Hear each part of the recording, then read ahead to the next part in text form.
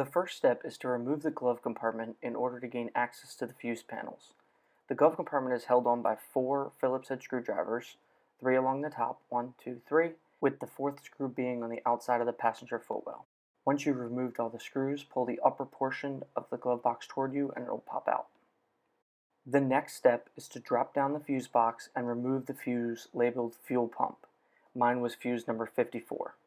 The fuse box is located toward the upper portion of where your glove compartment is and is held on by 2 white plastic tabs, one there and one there. Once you do that, it drops down. In your fuse box, there should be a reference sheet indicating which fuses go to what. My fuel pump fuse is number 54 and it's yellow, located right there. Go ahead and pull that out and store it somewhere safe for later. The ultimate goal is to empty the fuel lines as much as possible so that there's less spillage when you remove the filter.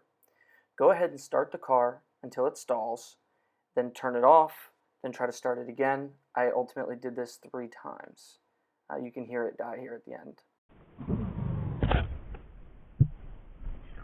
Step 4 is to safely jack up the front of your vehicle and put it on jack stands. Step 5 is to like and subscribe if you're learning something and think you're going to avoid the stealership.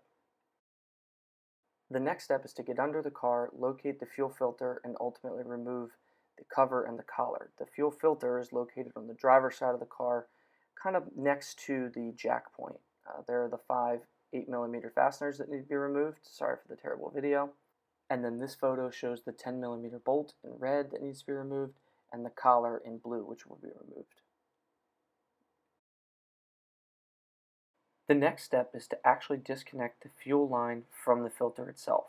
I think it's a little less messy to disconnect the fuel lines coming from the rear of the car first, but ultimately you want to use a flathead screwdriver or an 8mm socket to loosen those collars and pull the fuel lines away from the filter. After you've disconnected the fuel lines coming from the rear, slowly tilt your old filter down so that the fuel can begin to flow into your catch apparatus. While the old filter is draining, orient the new filter correctly and install the rear hose lines into the rear of the new filter. The installation of the fuel hoses onto the new filter is pretty straightforward. It's the opposite of the removal, just slide on and then tighten the collar with a flathead screwdriver or an 8mm socket. The next step is to remove the fuel lines from the front of the old filter, again using a flathead screwdriver or an 8mm socket.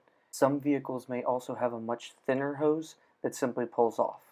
Once you've pulled all of these hoses off, the old filter can be completely removed from the vehicle and the front hoses can be reinstalled onto the new filter.